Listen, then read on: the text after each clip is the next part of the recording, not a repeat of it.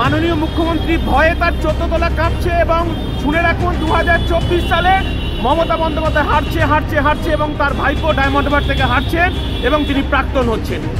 আর এটা একটা ভয়, নওশাদ সিদ্দিকী সাহেবকে ভয় দেখানো হয়েছে বা নওশাদ সিদ্দিকী সাহেবের যারা ইন্ডিয়ান সেকুলার ফ্রন্ট আমরা যারা আছি, ইন্ডিয়ান সেকুলার ফ্রন্টের যে সকল কর্মীরা আছে তাদেরকে শুধুমাত্র ভয় দেখানো হয়েছে বা ভয় দেখানোর চেষ্টা চলছে যে তোমাদের নেতাকে অ্যারেস্ট করছি, পারলে তোমাদের অ্যারেস্ট করবো। আমরা যারা ইন্ডিয়ান সেকুলার ফ্রন্টের যারা কর্মীরা রয়েছে আমি তাদের উদ্দেশ্যে একটা কথা বলবো যে আপনার বাকি রয়েছে কখন নওশাদ সিদ্দিকীকে ছাড়া হবে। এবং আমরা এখনো পর্যন্ত যেহেতু আইএসএফ বিকল্পের কথা বলছি, এখনো আমরা পশ্চিম বাংলার উত্তাল জনতা, উত্তাল আমার মায়েরা, তাদেরকে বলছি যে শান্ত হওয়ার জন্য। যেহেতু মানুষ তৈরির কারিগর হিসাবে যারা উচ্চ মাধ্যমিক পরীক্ষা দিচ্ছে তাদের কথা মাথায় রেখে আমাদের কর্মীদেরকে তাদের আবেগ, নওশাদ সিদ্দিকীর প্রতি তার ভালোবাসা, আমাদের দলের প্রতি তাদের ভালোবাসা, আমরা এই আবেগকে এখনো পর্যন্ত আটকে রেখেছি। এই কথাটা আমাদের কলকাতা লালবাজারের সিপির কাছে পৌঁছে দিয়েছি আমরা, এবং আমরা এখন গিয়েছিলাম যেখান থেকে নওশাদ সিদ্দিকীকে গ্রেপ্তার করা হয়েছিল, আমরা সেখানে গিয়েছিলাম, সেখানকার আইসির সঙ্গে কথা বলেছি এবং আইসি আমাদের সঙ্গে সহযোগিতা করেছেন এবং আইসি বলেছেন আমরা খুব তাড়াতাড়ি পশ্চিমবঙ্গের মানুষের আবেগের কথা বলে, পশ্চিমবঙ্গের মানুষের মানে স্বপ্ন তৈরির যে কারিগর নওশাদ সিদ্দিকীকে আটকে রেখেছে তার কথা ভেবে তিনি আশ্বাস দিয়েছেন যে আমরা খুব তাড়াতাড়ি তাকে ছেড়ে দেওয়ার ব্যবস্থা করব। কখন আর ছাড়বে সেরকম কোনো খবর আপনারা? সেটা কিছু বলেনি, আমাদের অ্যারেস্ট মেমোটা আমরা পেয়েছি, আমাকে দিয়েছেন অ্যারেস্ট মেমো আমাদের হাতে আছে। কি অ্যারেস্ট মেমো? 151 সিআরপিসি মতো অ্যারেস্ট।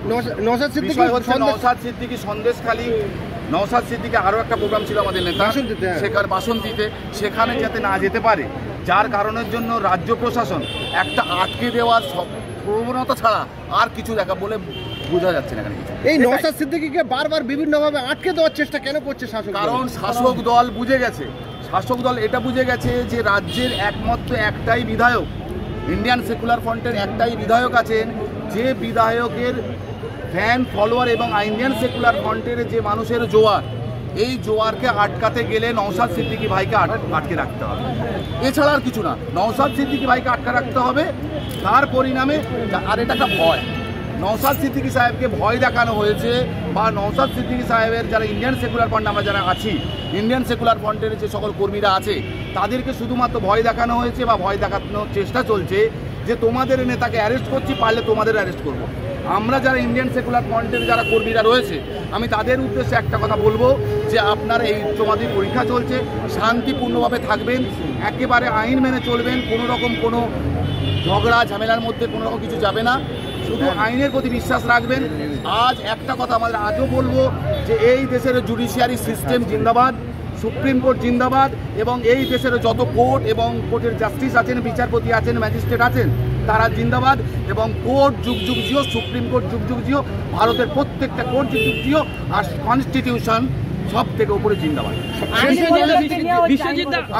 আমরা আইনি পদক্ষেপ, আমরা সন্দেশখালী যাব, আইনের রাস্তাতেই যাব।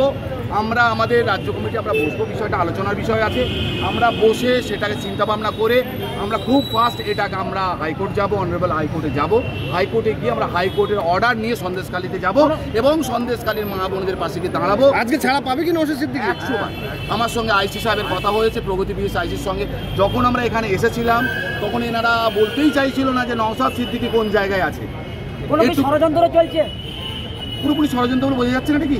শুধুমাত্র ভয় দেখানো, ষড়যন্ত্র ছাড়া কিছু না। এই যে দেখলাম সন্দেশখালীতে বিজেপির প্রতিনিধি দল, সিপিএমের প্রতিনিধি দল বারে বারে গিয়েছে, সেই জায়গায় নওশাদ সিদ্দিকী 70-72 কিলোমিটার আটকে দেওয়া হলো, তাকে গ্রেপ্তার করা হলো সামান্য কারণে। এখন বিষয় হচ্ছে যেটা যে কোন জায়গা থেকে 144 করা আছে সেটা কলকাতা পুলিশ বা রাজ্য পুলিশ সেটা তাহলে সীমানেমা করে বলে দিই যে এই জায়গা থেকে আর এইখান পর্যন্ত 144 করা আছে, সেরকম কি কোনো নিবাসী বা কোনো জায়গায় আছে? করেনি তো কিছু। ফলে আমার তো মনে হয় মাঝে মাঝে যে তাহলে একটা জায়গায় দাঁড়ানো যাক, তার রাজ্যের প্রত্যেকটা জায়গায় 144 জারি করে বোঝাই তো যাচ্ছে না 144 কোন জায়গা থেকে। আর বিষয়টা আমার সঙ্গে আইসি সাহেবের যে কথা হলো যে 144কে ভায়োলেট করার জন্য অ্যারেস্ট করা হয়নি, উনি বলেছেন যে 144 ভায়োলেট করার জন্য অ্যারেস্ট হয়নি, কারণ 144 ভায়োলেট করলে 188 হবে বেলেবেল সেকশন। 151 সিআরপিসি মতো অ্যারেস্ট করা হয়েছে শুধুমাত্র যে উনি গেলে একটা জায়গা যে কোনো কিছু হতে পারে, ভয় আতঙ্ক, রাজ্য সরকার ভয় পাচ্ছে।